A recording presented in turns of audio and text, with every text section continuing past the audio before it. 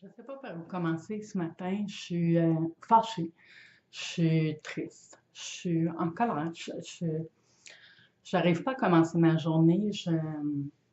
J'ai, euh, j'ai lu les journaux, j'ai lu la presse, j'ai vu passer sur les réseaux sociaux la petite Émilie qui s'est enlevée la vie. Et je trouve ça très dommage que dans la presse que je lis, c'est que le gouvernement va changer les choses et qu'ils vont prendre ça en main comme si c'était nouveau. Comme si c'était la première fois que quelqu'un s'enlève la vie faute de services en santé mentale au Québec. À tous les jours, il y a des gens qui décèdent sur nos listes d'attente. On a parlé il y a quelques mois de Jean-François Lucier qui s'était fait retourner à la maison sans aide, qui a mis fin à ses jours. Là, il y a la petite Émilie. Euh, Pourquoi il faut que ça soit médiatisé pour que le gouvernement parle de faire quelque chose?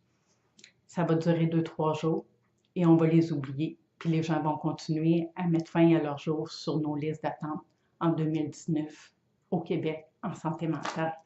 Je suis, je suis fâchée, je suis triste. Je suis triste parce que ben, je sais ce qu'elle a ressenti, la petite Émilie, parce que ben, de 13 ans à 43 ans, c'est ce mal-être-là qui m'a grongé à l'intérieur. J'ai trouvé des outils, des stratégies, je les partage à travers les livres. Il y a le groupe de discussion Borderline Anonyme qui existe. Il y en a des services qui existent. Il y a des gens qui sont formés. Il y en a, ils portent la santé mentale à bout de bras parce qu'il y a eu plein de coupures. On peut juste chialer contre le service de santé ou on peut s'impliquer. C'est ce que j'ai décidé de faire comme patiente partenaire il y a déjà plusieurs années. Puis, ce que je vois à tous les mois quand j'y vais pour aider, c'est à quel point il y a eu des coupures avec les fusions, à quel point les gens qui travaillent, c'est une mission de vie et ils sont surchargés. Il y a énormément de demandes et très peu de gens pour venir aider. Donc, les listes d'attente sont beaucoup trop longues. Ça fait aucun sens. Ça fait vraiment aucun sens. C'est la raison pour laquelle j'ai voulu partir la fondation BA pour pouvoir venir en aide aux gens qui souffrent euh, en offrant des services au privé à moindre coût en santé mentale. Et encore là, c'est difficile. Ça fait 2 fois qu'on nous refuse pour un point virgule qui manque sur la demande. On a beau vouloir aider en santé mentale au Québec, on nous scie les jambes instantanément. Euh, j'ai envie de vous dire que si vous n'allez pas bien, si le mal-être qui est là à l'intérieur, venez vous déposer au groupe de discussion BA. Il y en a un mercredi, le 17 avril. Il y en a un chaque mois. Vous pouvez aller vous inscrire via ma page web ou joannelavoiecoach.com dans le groupe de discussion.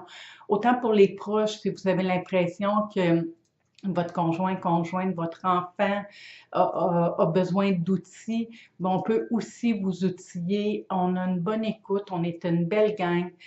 Restez pas tout seul avec votre mal-être. Je sais qu'on a souvent l'impression qu'on est seul au monde et en même temps, on est plein à avoir vécu ce mal-être-là à l'intérieur puis à avoir trouvé des outils. On se le partage.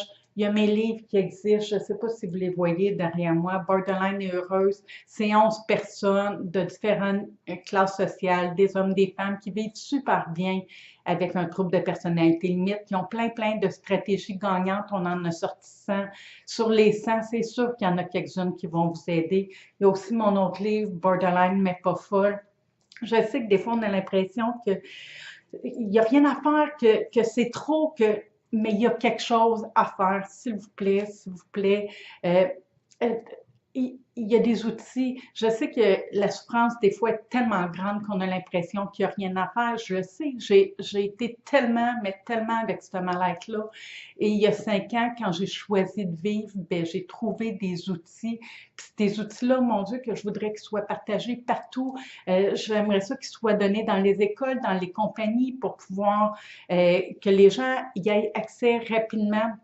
On compte beaucoup trop sur notre service de santé et ils n'arrivent pas à donner des services à tout le monde qui en ont besoin. Si au minimum, on pouvait avoir accès à ces outils-là, à ces stratégie-là facilement. Je vous ai fait des capsules vidéo. Allez sur ma page web, vous allez les voir au www.joannelavoiecoach.com dans stratégie. Il y a plein d'outils qui existent. S'il vous plaît, si vous souffrez, si ça ne va pas bien, contactez-moi. Il y a moyen de s'aider, de mettre fin à ces jours. Ce n'est pas la solution. Si j'aurais mis fin à mes jours, j'aurais pas la chance de vivre la vie extraordinaire que je vis présentement. Ma fille est enceinte, je vais avoir la chance d'avoir un beau petit bébé. Si je serais décédée il y a 5 ans, je n'aurais pas ce bonheur-là de ce que je vis présentement. J'ai la chance de vivre une belle relation amoureuse. J'aurais pas eu cette chance-là parce que ben, les 30 ans où le mal-être était très présent, j'avais l'impression que c'était que ça la vie. Et pourtant, ben non, les 5 dernières années ont été exceptionnelles pour moi et j'aurais pas eu cette chance de le vivre si je n'aurais pas eu ces outils-là. S'il vous plaît, s'il vous plaît, s'il vous plaît, si vous sentez le mal-être à l'intérieur, contactez-moi, contactez le groupe de discussion. La Fondation BA, c'est fondationba.org. Vous avez des informations là-dessus.